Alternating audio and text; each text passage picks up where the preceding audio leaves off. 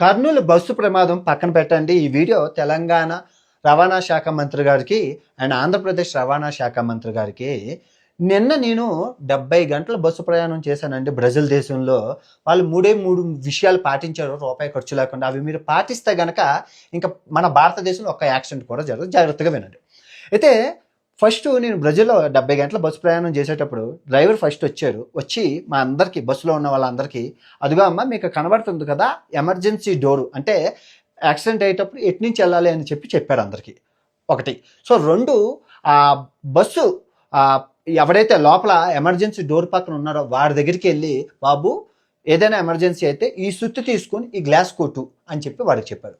3, bus ఎన్ని గంటలకి, అంటే 6 గంటల తర్వాత మళ్ళీ ఎక్కడ ఆగుతుందో చెప్పారు. 3 తర్వాత మెయిన్ ఇంపార్టెంట్ అక్కడ ఏం రాసి ఉందంటే సేఫ్టీ ఈజ్ ఎవ్రీబడీ బిజినెస్, అంటే భద్రత ప్రతి ఒక్కడి బాధ్యత. చూడండి ఎంత బాగుంది. భద్రత ప్రతి ఒక్కడి బాధ్యత.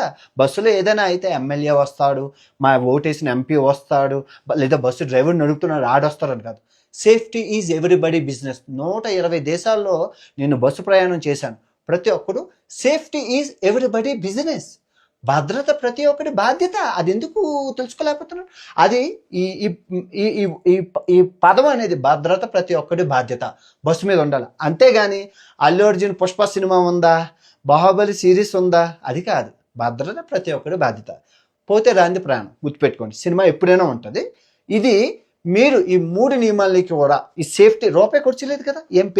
ఒక పెయింట్ పట్టుకొని ఒక పెయింట్ బ్రష్తో భద్రత ప్రతి ఒక్కరి బాధ్యత, సేఫ్టీ ఎవ్రీబడి బిజినెస్ అని రాస్తాం. డ్రైవర్కి ఈ 3 జీవో పాస్ చేయండి, రూల్స్ పాస్ చేయండి, సింపుల్ అయిపోయింది.